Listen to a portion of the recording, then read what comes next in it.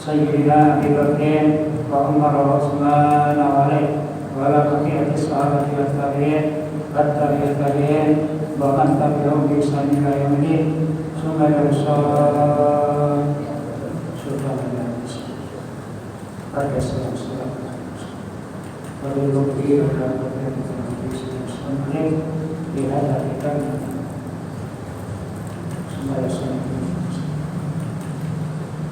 Jadinya muslimin wa muslimat wa mu'minin wa mu'minat Allah ya minhum al-amam min yasimaniyat min masyarakat ladih ila maqarib ila maqarib sayyidillah lahum al-fatiha A'udhu billahi minasyaitanir rajim Bismillahirrahmanirrahim Alhamdulillahi rabbil alamin Ar-Rahmanir Rahim Maliki yaumiddin إياك نعبد وإياك نستعين اهدنا الصراط المستقيم صراط الذين أنعمت عليهم غير المغضوب عليهم ولا الضالين آمين بسم الله الرحمن الرحيم الحمد لله رب العالمين والصلاة والسلام على أشرف الأنبياء والمرسلين سيدنا شفيعنا ومولانا محمد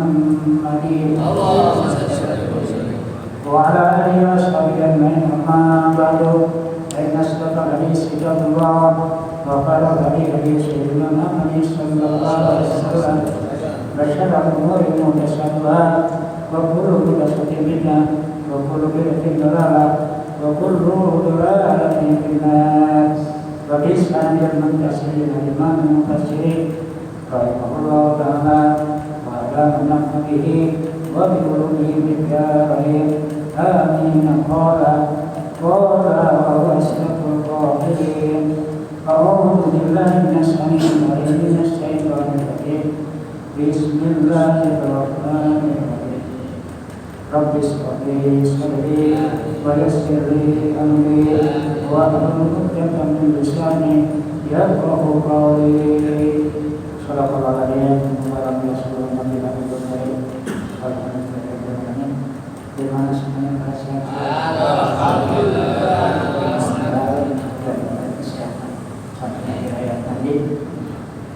Puja dan berterima kita kesempatan kehadiran dari Abdullah Jawaban jalan-jalan roh, sholawat, salam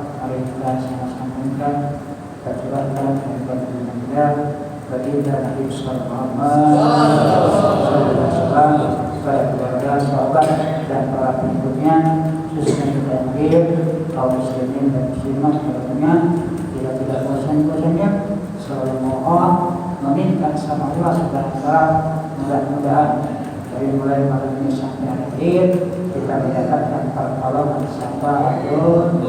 Amin. Allahumma. Setelah baca bismillah, alhamdulillah, salawat dan salam kepada Nabi Rasulullah SAW, mari kita perhatikan dengan sesama kitanya yang turun dan yang berat sejak tadi mengatakan Allah berani dari betul Allah berani sendiri nomor semakin tidak mempelajari ilmu Allah, karena belajar itu berjalan wajib bagi diri bahwa lain lagi bukan wajib kifayah. Kalau wajib kifayah mungkin bisa diwakilkan sama lain, tapi yang namanya Nabi itu namanya fardu ain, sama dengan menunaikan ibadah sholat tidak bisa diwakilkan sama orang lain, karena saking wajibnya belajar ini dimanapun kapanpun selama kita masih diberikan kata selama kita masih diberikan insya Allah kita betul ini dan optimis dan kita mendapatkan rahmat dan barokah dari Allah Subhanahu wa taala di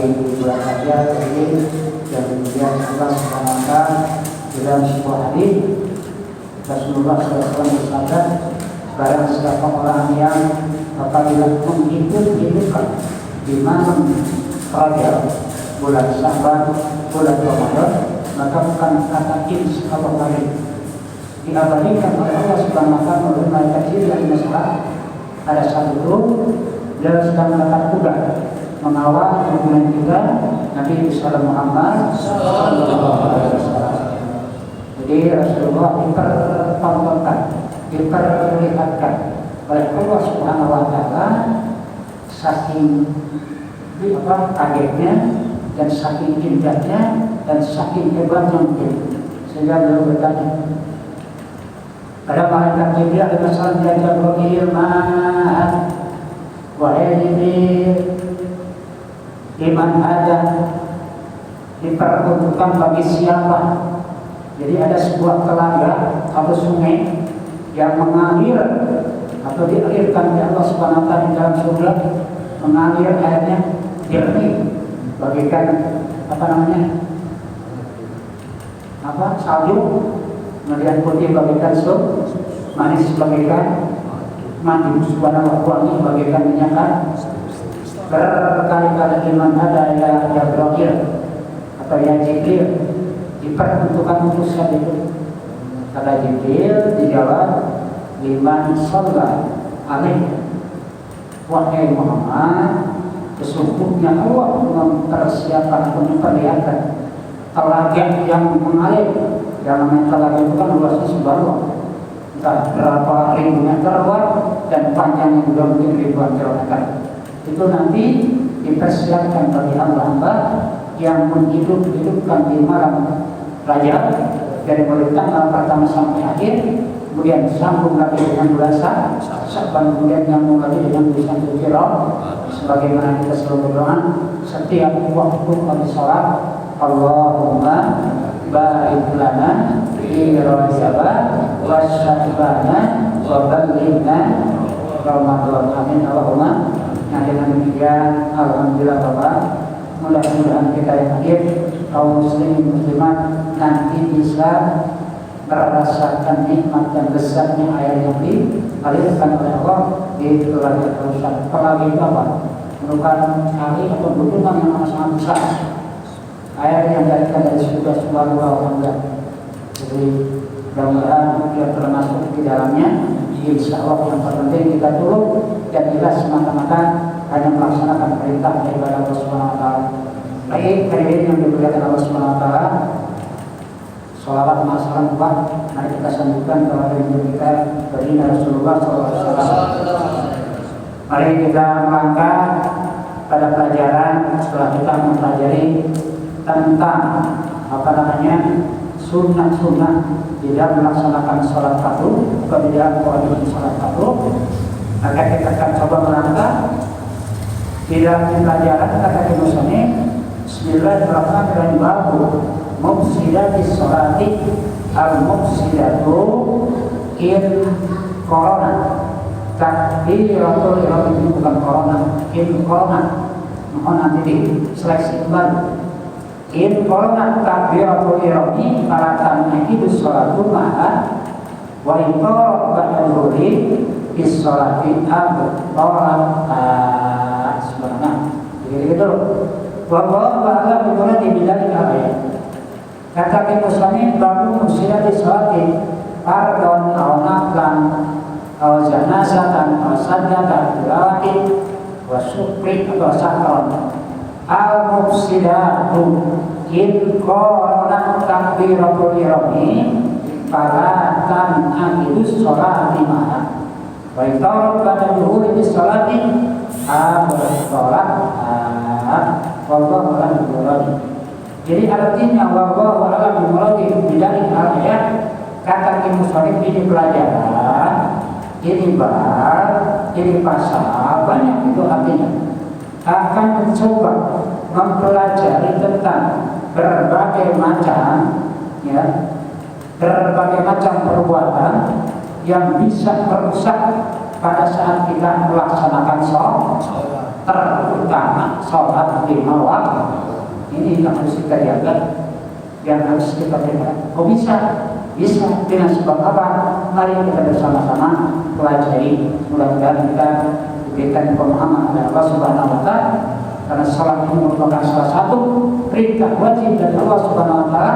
Makanya kata Allah, itu alas sholat wassolatil wusta, jaga dan pelihara, rawatlah sholat, karena sholat merupakan satu perintah daripada Allah Subhanahu wa Ta'ala.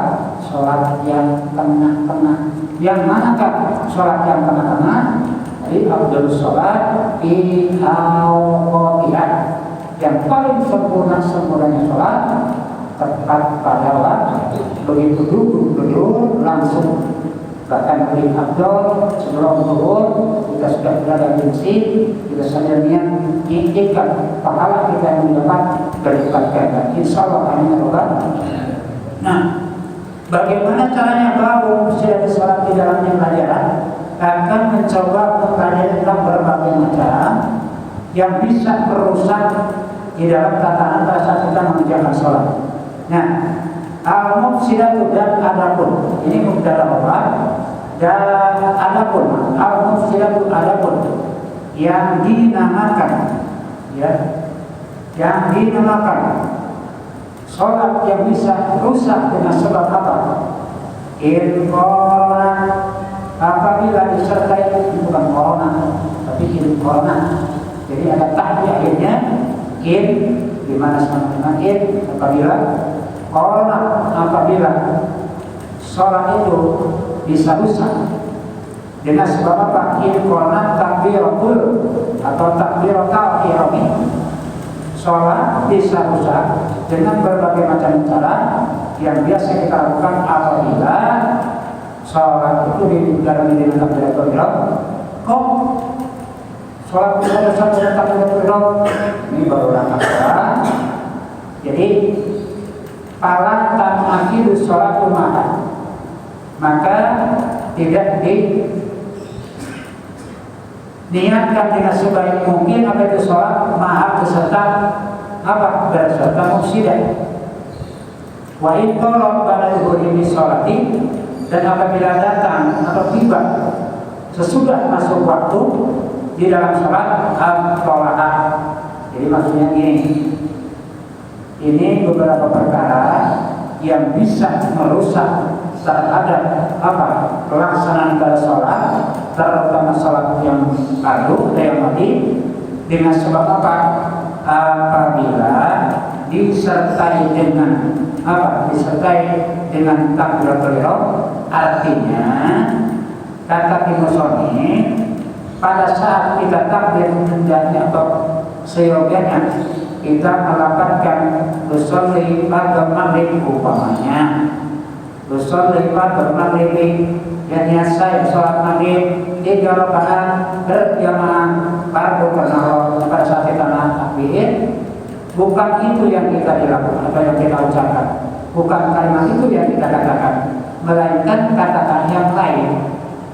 Ya, kita pada saat takbir, pada saat kita membacanya kemudian takbir mengangkat kedua tangan, jadi bukannya kita memperhatikan apa yang diucapkan pada saat kita melantunkannya, melainkan kita berkata kata-kata yang tidak dikatakan pada saat kita melafalkan niat, biar supaya nggak pusing. Jadi intinya gini Bapak, ini Bapak akan menerangkan tentang beberapa perkara yang bisa merusak kepada sholat, bisa rusak sholat, bisa rusak sholat dengan sebab corona itu apabila dibarengi disertai dengan apa? Dengan takbiratul ihram pada tahiyat itu.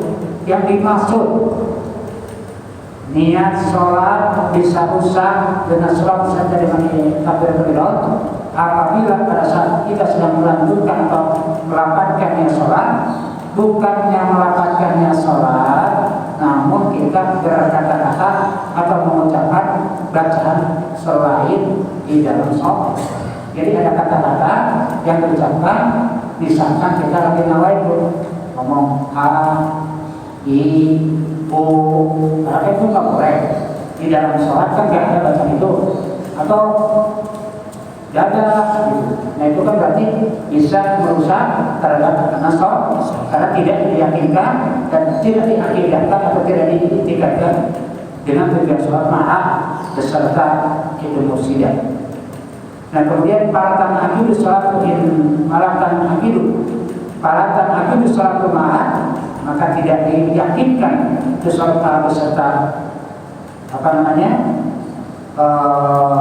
yang sebab dimusa sholat, artinya tidak seyakin-yakinnya. Makanya pada saat kita melakukannya Bismillahirrahmanirrahim, nusolli pada maghrib atau nusolli pada isya'i atau pada yang lain, pada duhur misalkan nusolli pada duhur al-ba'ati musabda ibadi, ada makmuman atau ada imaman yang pada saat kita melakukan itu, mengucapkan kata-kata itu, kita disertai dengan kata-kata di luar bacaan sholat.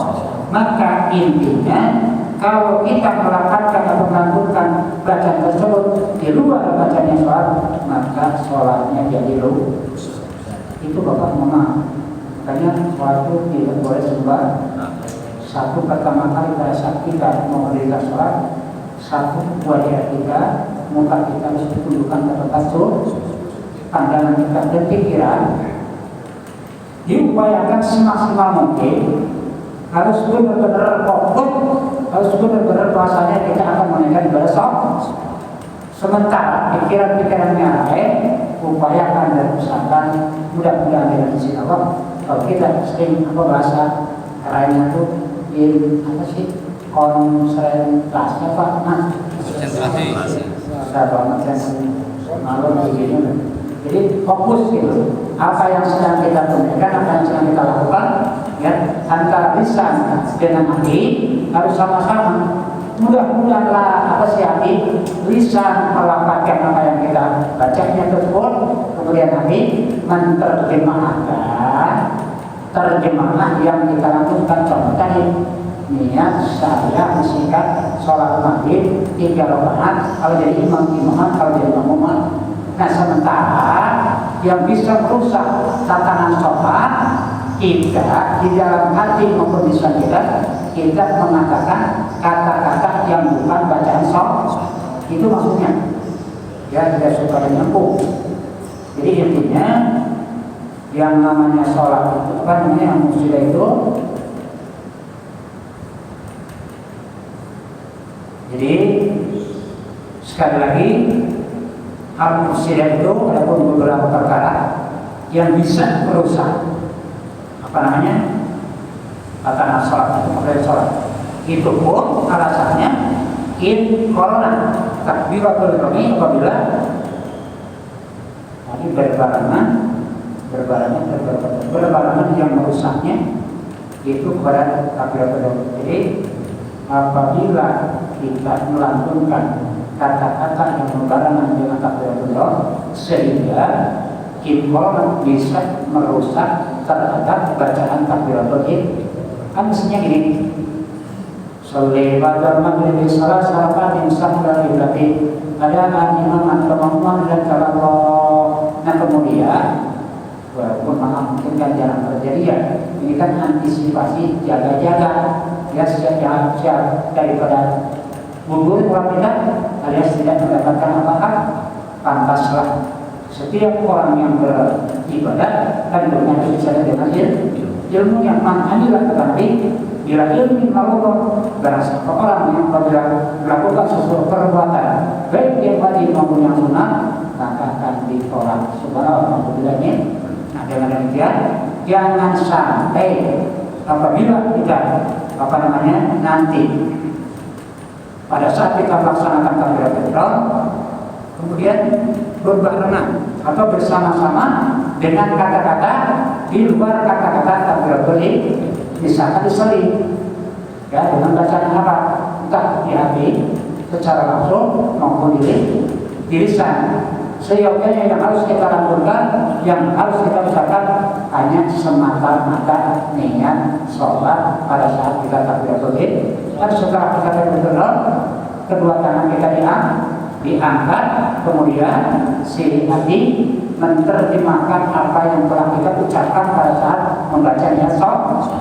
Ini gimana Pak? Bisa dimaklumi nggak ya? Mohon ya supaya kita belajar. Karena ya mungkin bapak sih masih panjang.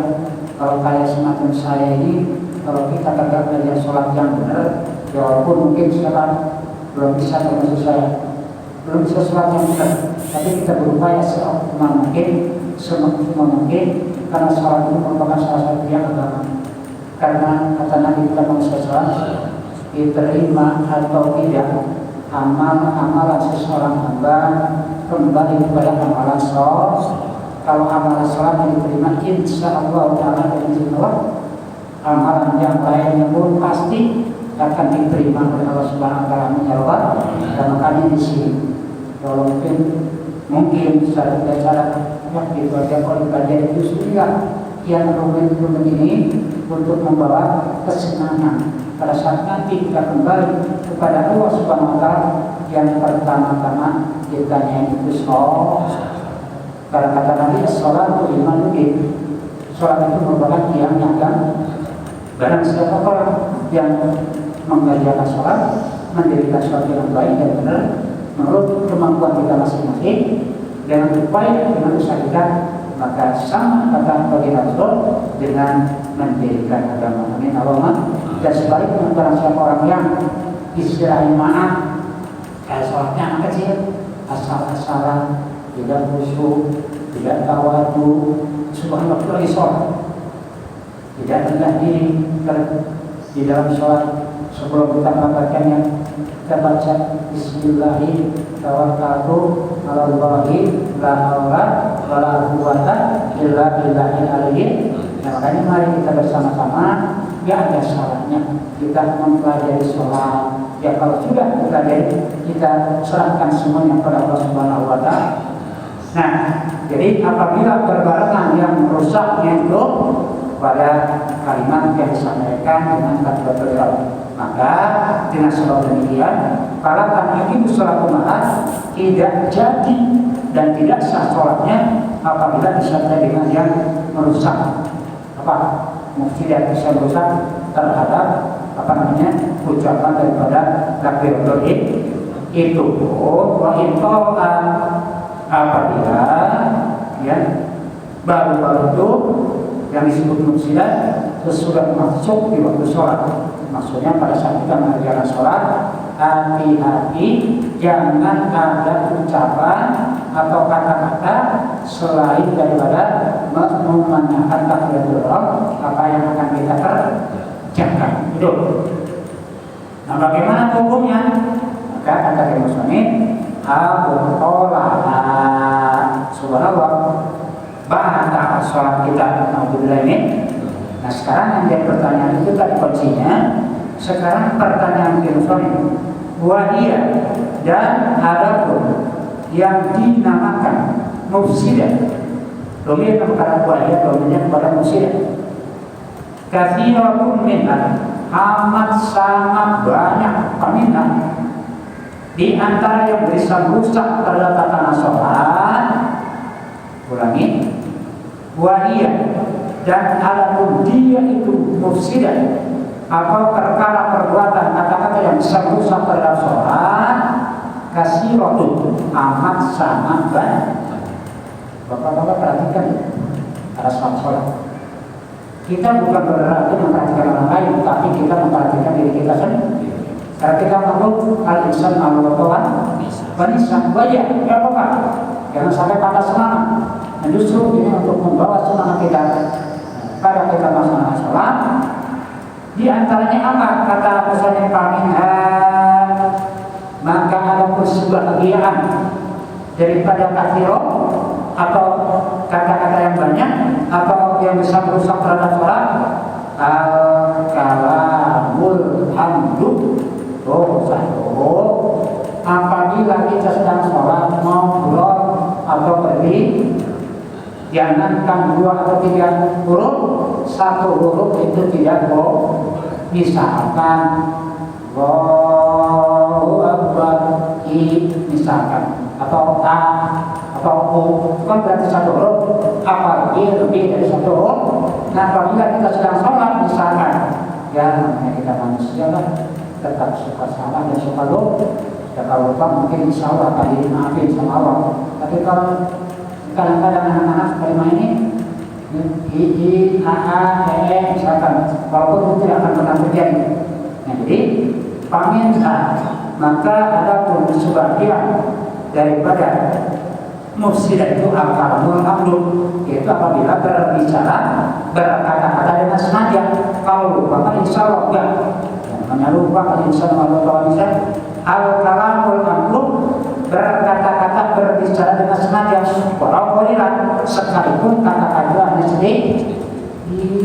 Anak bandel anak dari sholat misalkan, hati-hati, makanya biarkan didampingi, kalau ada anak kecil, cuma hati-hati, jangan diajarin berkata waktunya sholat, dampingin kanan kiri, lebih utama pada zaman dahulu tahun 60 ke sana.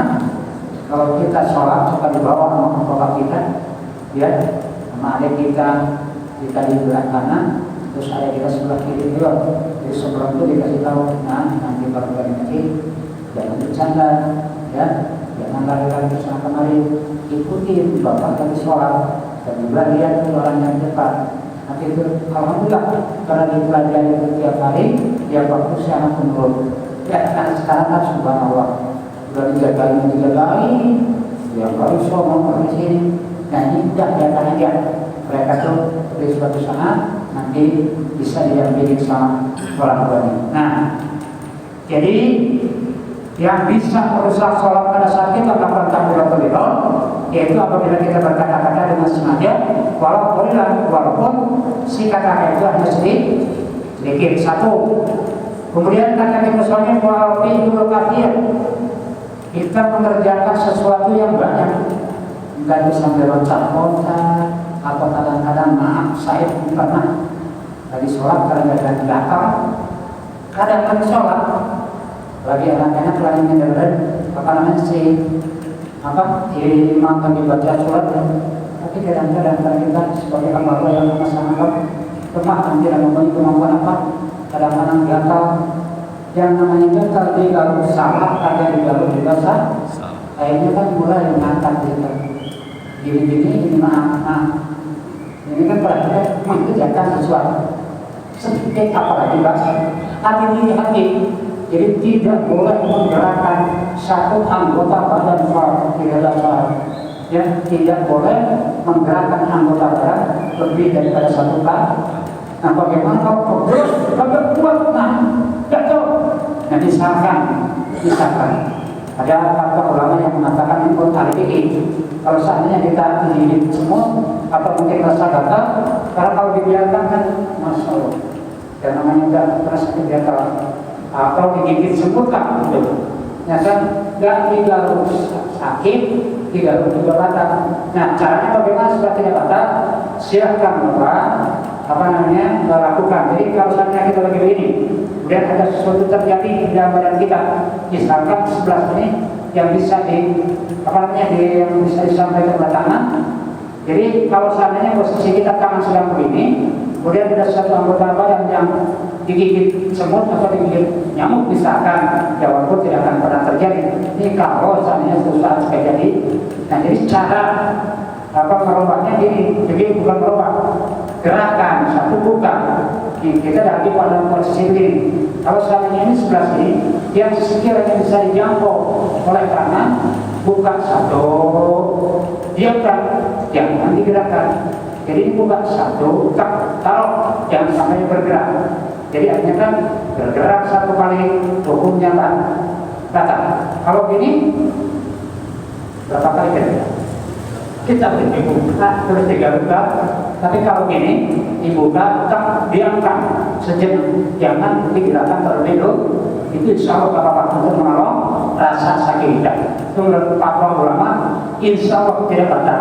Nah, yang sedang kita baca, yang sedang kita bahas tentang bacaan yang bisa merusak terhadap tatanan sholat. Jadi walaupun belum kasir dan batal juga sholat apabila mengerjakan sesuatu perbuatan yang sangat banyak, walau sahwan dan sekalipun keadaannya lupa. Itu biar lupa kalau banyak, misalkan kayak tadi, atau misalkan dia namanya juga manusia, ada sudah kita di sebelah kiri atau sebelah kanan, kadang-kadang suka bencana sampai sekarang masih ada di Solo, tidak pulau sering dan kadang dicolek, nggak boleh. Ya, jadi biarkan, jangan merusak orang lain, merusak diri sendiri.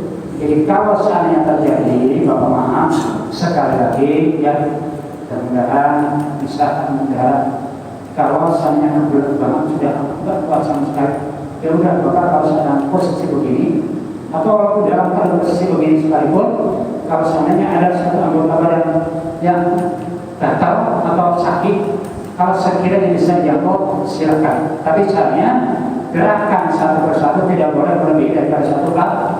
Nah misalkan sini gatal, kita buka, buka satu, didiamkan, jangan sampai digerakkan lagi. Jadi kalau begini, itu namanya tidak berkali-kali. Tapi kalau begini ada yang membolehkan ulama, taruh, terus yang kedua baru ditekan dengan ibu begini, tekan, jangan diputar-putar, jangan digerak-gerak. Jadi pas dibuka, letakkan, baru yang kedua nanti, artinya kan satu kali, tidak boleh berkali-kali. Tuh, tidak berkali-kali. Dan menjadi ilmu bagi kita. Nah terus, walaupun kasiru mengerjakan suatu perbuatan yang banyak apapun pada saat kita mengerjakan sholat, walau sahwan, walaupun dalam keadaan lupa. Kemudian selanjutnya wal hudusuk.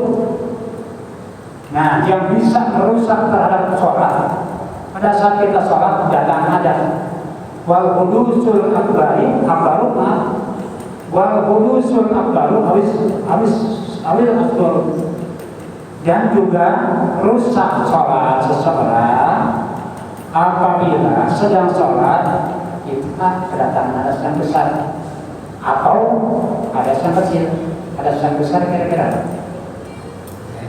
hadas yang besar, kalau ibu-ibu atau apa? Ya banyak lagi. Awil asgori ataupun hadas kecil, contoh seperti keluar angin, ya namanya kan menghapus. Yes, orangnya sih Pak lagi sulit, Pak lagi antang-antangnya sholat, lagi usulnya sholat, tahu-tahu kan itu bukan atas kemauan kita, Pak. Tahu-tahu ditahan-tahan, gak gerin kanan, gak gerin kiri. Ini yang sering saya alami, Pak. kalau kebetulan kepingin maaf buang angin, jadi dilanjutkan ke sifat saja diterangkan misalnya yang bisa membatalkan wudu, apalagi sholat. Berarti kan sholat syaratnya harus berwudu terlebih dahulu, apalagi wudu, apalagi sholat. Wudu aja batal, sholatnya batal wudu seorang dengan sebab datangnya hadas, baik itu hadas besar maupun hadas kecil. Contohnya hadas kecil seperti apa? Ribut awali. Berarti kita kedatangan angin, yang namanya orang kepingin kentut atau kepingin pipis, kadang-kadang maafkan karena kesalahan. Kalau yang sudah sepuh-sepuh ini kayak saya, ya, jadi tahan nanti para ibunya, nah jadi itu bisa sholat kita apalagi kedatangan hadas besar ataupun kecil. Dan selanjutnya wahulu sunnah tadi, dan juga rusak sholat seseorang apabila kedatangan najis. Alladzi la yubah, yaitu najis yang tidak bisa dimaafkan. Anak dengan suatu najis. Dengan beberapa tutupan, ya, satu tadi rusak sholatnya apabila mereka sedang sholat berkata atau bercakap-cakap atau ngomong, ya, dengan sengaja walaupun berkata-kata yang ngomongnya hanya sedikit. Satu, yang kedua wakil kasir, yang kedua mengerjakan perbuatan yang banyak, kalau sahwan dan sekalipun keadaan hancur sholatnya, rusak sholatnya. Makanya sholat itu harus yakin. Dan selanjutnya yang ketiga, wahudusul akbaru, dan rusak sholat seseorang dengan sebab kedatangan hadas besar, awil asbaru ataupun hadas kecil. Dan yang keempat, wahudusul najasati, dan rusak sholat seseorang dengan sebab kedatangan najis. Alati layu pada najis yang tidak bisa dimaafkan oleh apa? Oleh itu najis. Apa saja najis kan banyak, ada najis mubarak, ada najis mutawasito, apalagi najis mubarak. Seperti bapak-bapak sudah pada paham semuanya. Apa hadis mubarak apa? Bagaimana najis mubarak bagaimana, dan najis mutawasito pun bagaimana? Itu diantaranya. Dan selanjutnya wassalamu amdan, membaca salam amdan disertai sengaja atau disengaja di ghairi mahalihi, yang bukan pada tempatnya. Orang baru dapat satu rakaat membaca salam, ini kita lagi sholat, kadang-kadang bukan. Nah kalau seandainya kita lagi sholat atau bersalam, padahal belum waktunya sholat, belum waktunya sholat, baru dapat 2 rakaat atau 1 rakaat, ataupun sudah dapat 3 rakaat bisa kali, tapi bukan waktunya membaca salam. Kan membaca salam membaca terakhir Pak, ya, setelah membaca tahiyat nah kita tahiyat belum selesai, sudah membaca salam dulu, berarti sholat kita dulu, itu maksudnya, ya. Jadi wassalam amdan, dan membaca salam amdan disertai sengaja di ghairi mahalihi, padahal bacaan salam itu bukan pada tempatnya. Kemudian selanjutnya waqa'lu syai'in minal arkanil fi'liyati amdan. Nah, yang kedua, waqa'lu syai'in, dan mengerjakan sesuatu perkara minal arkani, dari berbagai macam rukun sholat al-fa'liyati atau al-fi'liyati, yang bahasa pekerjaan amdan bisa dengan sengaja, itu pun sama apabila kita mengerjakan sesuatu dan beberapa rukun yang bahasa rukun pekerjaan, rukun yang bahasa pekerjaan yang sholat apa ya? Satu, apabila menggerakkan kedua, ini namanya rukun fi'liyah. Kalau rukun qauli itu rukun yang dilakukan oleh lisan kita. Coba saya baca Fatihah, Bismillahirrahmanirrahim. Itu rukun qauli, rukun bahasa bacaan. Kalau rukun fi'li yaitu rukun gerakan selama kita dalam sholat, dari mulai takbir sampai salam, kan menggerakkan anggota badan. Assalamualaikum warahmatullahi wabarakatuh. Assalamualaikum warahmatullahi wabarakatuh. Yang disangka kita mengerjakan berbagai macam rukun yang sampai dia kan kalau tidak digerakkan oleh anggota badan kita, mungkin biasanya kalau kita takbir, kalau tidak menggerakkan anggota badan kita, tidak mungkin. Berarti kita tidak memenuhi syarat rukun sholat. Berarti rukun sholat kita itu diantara apa? Wassalam amdan ibadah ma'li wa ba'du syai'in al-kamil tahliyati amdan ibadah ma'li, yang bukan pada tempatnya. Kemudian selanjutnya apa? Yang bisa merusak, yang amat sangat berat banget, sholatnya rusak dengan sebab warid jatuh, dengan sebab murtad waridan billahi ta'ala. Dan Allah melindungi pada kita semua yang kita alami. Waridah terjadi bagi sholat. Maaf, yang baca sholat panjang amat. Pastinya berutuh apa ya? Hati kita berutuh bagi sholat. Maaf, kadang-kadang namanya hati kita itu namanya riwayat. Hati-hati, makanya jangan sampai makanya makruh sholat membaca suratnya yang panjang. Kalau sudah terbiasa sih wajar, ya silahkan baca Al-Fatihah, Al-Baqarah atau Al-Imran gak apa-apa. Tapi kalau sendiri kalau berjamaah ini kita nengok belakang lihat sudah banyak orang sepuh, mulai kayak saya sering kena lupa bumi Pak kalau lama-lama bapak-bapak yang masih muda-muda jadi terima. Jadi Bapak Ibu dengan syariat ridah itu alias keluar daripada na'udzubillahin. Padahal ridah itu terbagi tiga. Ada ridah kata-kata, ada ridah ucapan, ada ridah yang sama. Ini ridah hati itu yang paling bawah. Makanya hati-hati kalau lagi sholat, jangan sampai sekesal apapun, ya, jangan sampai keluar kata-kata walaupun hanya di dalam hati bagi sholat.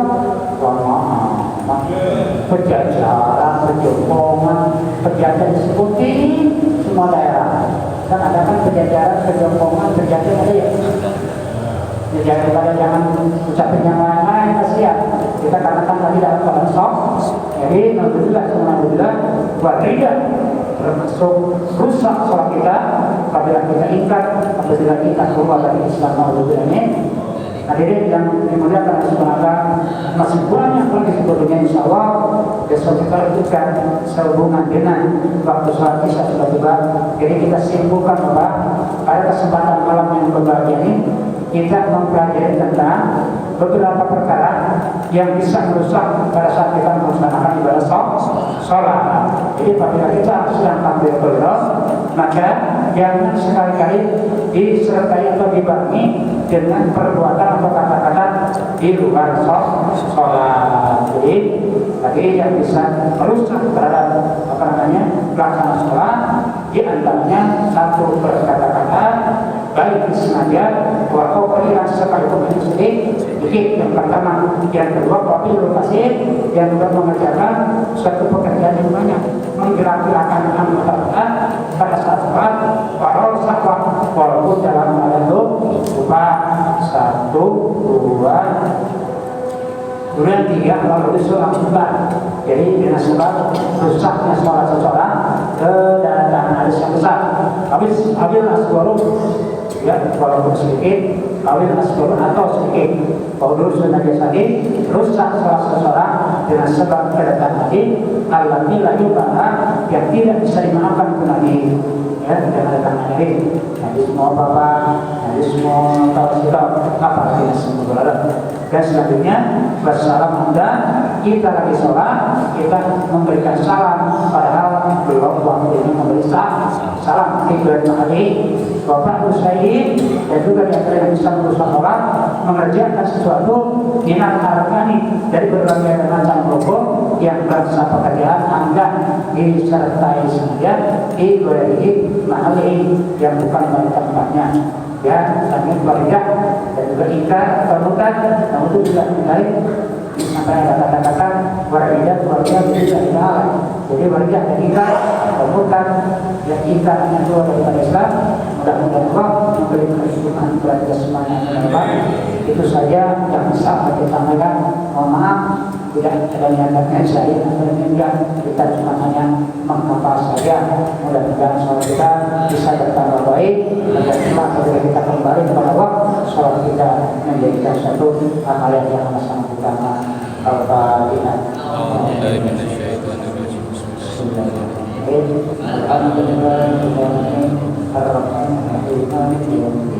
Iyyaka na'budu wa iyyaka nasta'in. Ihdinas siratal mustaqim. Shiratal ladzina an'amta 'alaihim ghairil maghdubi 'alaihim waladdallin.